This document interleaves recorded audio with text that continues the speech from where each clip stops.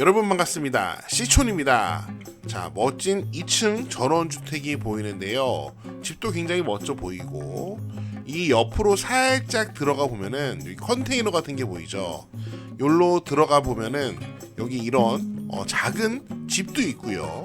그 옆에 이런 컨테이너도 있고 텃밭도 보입니다. 여기는 경기도 양평군입니다. 집이 이렇게 멋짐에도 불구하고 감정가 6억에서 현재 가격 1억 7,500만원까지 그냥 쭉 떨어졌어요. 물론 2024년도에 중간에 한번 1억 6천만원대에 낙찰이 되긴 했지만 이때는 매각 불허가 결정이 났습니다. 미납이 아닌 매각 불허가 결정이기 때문에 이 낙찰자는 보증금 다시 찾아갔습니다. 아무튼 현재 가격이 무지하게 떨어져 있는 상황인데요. 오늘 영상에서는 이런 집이 왜 이렇게 가격이 떨어지는지 그 이유를 살펴보면서 우리가 경매를 공부할 때 가장 중요한 지식, 가장 기본적인 지식을 다시 한번 복습해 보도록 하겠습니다. 여기는 양평군 지평면입니다. 지평 막걸리로 유명한 동네이죠. 자, 이렇게 집을 지어놨습니다. 2층 집을 지어놨는데 여기 보면은 도로가 있죠. 이 도로는 국유지 도로입니다. 그리고 이 국유지 도로가 이 토지와 딱 인접해 있어요. 그러니까 도로 이용에는 전혀 문제가 없는 집이죠. 그거는 장점입니다. 이렇게 집이 생겼고요. 반대쪽에서 봤을 때 집이 이렇게 아주 멋지게 생겼습니다. 그런데 여기 보니까 집 바로 앞에 묘비가 있죠.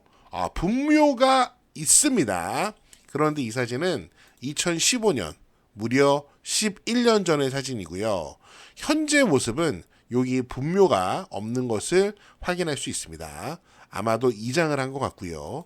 이 사진은 2024년 사진입니다. 2년 전 사진인데 여기 집을 잘 보시면요. 뭔가 시간이 많이 지나긴 했지만 아까 본 사진이랑 너무 많이 다르지 않나요?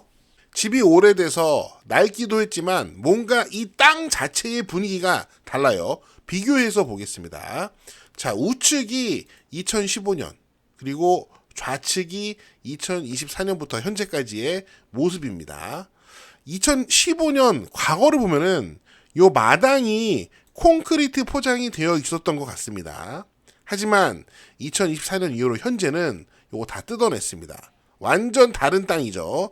여기 완전 질퍽질퍽한 토양이 그대로 드러나 있습니다. 뭔가 분위기가 싸하죠. 제가 감정평가서를 봤습니다. 그러니까 이런 말이 있네요. 본건은 공부상 지목이 전이다. 이 땅이 지목이 전이래요. 대가 아니고. 근데 현황은 주거용 단독주택으로 이용 중이다 라고 쓰여 있습니다. 집을 지어놨지만 굉장히 오래전에 지어놨지만 아직도 땅이 대로 지목 변경이 되지 않은 상태입니다. 뭔가 문제가 있는 것 같죠. 또 감정평가서를 보니까 본건은 건물을 말하는 겁니다. 2023년 5월 26일 날 가압류 등기 촉탁으로 등기가 됐지만 건축물 대장이 등재되어 있지 아니한 무허가 건축물이다. 우와, 무섭네요. 감정평가서를 보니까 이 건물이 왜 이렇게 가격이 떨어지고 있는지, 왜 유찰되고 있는지 이해가 됩니다. 그래서 우리가 경매물건을 볼 때 굉장히 중요한 것이 매각물건 명세서나 감정평가서를 잘 읽어보는 겁니다. 매각물건 명세서는 워낙 짧으니까 다 읽어보시고요. 감정평가서는 중요한 정보는 캐치할 수 있어야 돼요. 현재는 주변에 집들이 많이 지어졌습니다. 경매물건 앞쪽에도 지금 새로 지은 집들이 많죠. 자, 그 다음에 이 집 상태는 현재 굉장히 좋지 않습니다. 지붕의 나무 색깔, 요 위에 2층 데크 무너지려고 하고 있죠. 집 앞에 전망은 이런 식으로 탁 트여서 좋습니다. 아무튼 이 땅이 현재 지목이 전이고 그리고 건물 자체가 무허가 건물이기 때문에 감정가 대비 그냥 폭락할 수밖에 없는 상황이 된 거죠. 경매정보지에 있는 사진을 보면은 더 현재 모습을 잘 확인할 수 있는데 이 도로는 이제 아주 깔끔하게 아스콘으로 포장되어 있습니다. 하지만 마당은 그냥 흙바닥, 잡초들이 아주 무성하죠.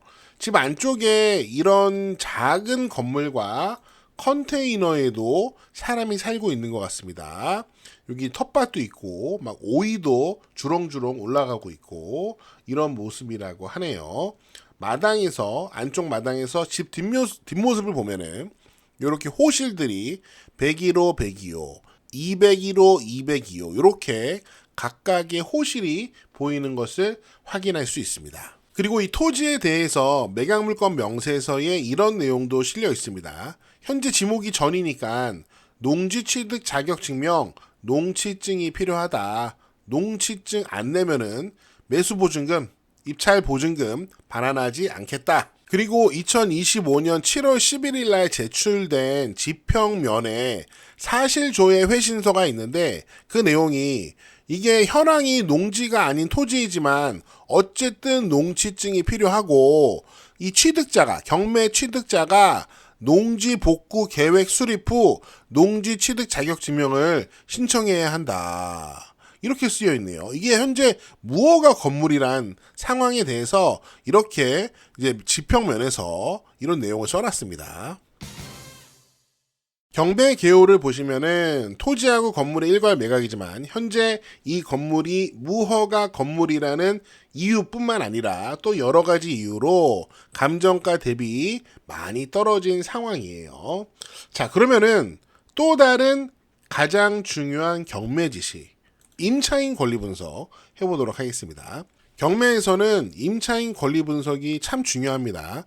임차인 권리 분석을 잘못해서 이거 내가 임차인 인수할 필요가 없겠네 하고 입찰을 했는데 나중에 보니 내가 잘못 분석했구나, 이거 내가 다 인수하는 거구나 하게 되면은 아주 큰일 납니다. 그렇기 때문에 임차인 권리 분석을 철저하게 하고 이게 낙찰자가 인수하는 임차인이다 하면 그냥 도망가면 됩니다. 자, 이 경매 물건은 어떤지 매각 물건 명세서의 임차인 점유자 현황을 좀 보도록 하겠습니다.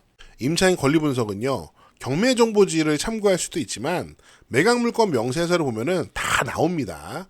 여기 보시면은 점유자가 1명, 2명, 3명, 4명 있습니다. 자, 한 분은 지상 컨테이너를 임차했다고 하고 보증금이 1,600만 원이라고 합니다. 또 다른 사람은 201호고 4,600만 원, 또 다른 사람은 101호인데 4,300만 원, 또 다른 사람은 자기가 202호인데 4,400만 원 보증금이라고 권리신고를 한 거예요. 여기 보면은 전입신고일자, 확정일자, 배당 요구 여부가 다 표시되는데 여기 하나, 둘, 셋, 넷, 4명 모두 배당은 요구를 했습니다. 그리고 여기 보면은 하나, 둘, 3명은 확정일자가 있는데 요 마지막에 있는 사람은 확정일자는 안 받아놨네요. 전입하고 확정일자까지 있는 임차인은 다른 일반 채권자들보다 우선해서 배당받을 수가 있어요. 그런데 요 맨 밑에 있는 사람은 확정일자가 없네요. 아무튼 중요한 것은 우리는 이 전입일자를 잘 보는 게 중요합니다. 이 임차인의 전입일자와 말소기준 권리 날짜와 비교해서 이 전입일자가 말소기준 권리보다 빠르면은 이 임차인들은 대항력이 있는 거예요. 그러면은 낙찰자가 이 임차인을 인수해야 됩니다. 위험한 거죠. 하지만 만약에 이 전입일자가 말소기준 권리보다 나중이라면 그 임차인은 대항력이 없는 겁니다. 자, 그러면 말소기준 권리를 확인하겠습니다. 말소기준 권리는 여러분이 찾아서 판단할 필요가 없는 문제예요. 왜냐면은 여기 매각물건 명세서 보면은 최선순위 설정이라고 말소기준 권리를 경매법원에서 정해줍니다. 이게 말소기준 권리예요 라고 경매법원에서 정해주기 때문에 여러분이 이거를 뭐 따질 필요가 없어요. 자, 근데 여기 보면은 말소기준 권리가 2개가 있습니다. 목록 1은 토지고요. 목록 2는 건물이에요. 자, 목록 1 토지의 말소기준 권리는 2009년 4월 8일 근저당이고요. 목록 2 건물의 말소기준 권리는 2023년 5월 26일 가압류입니다.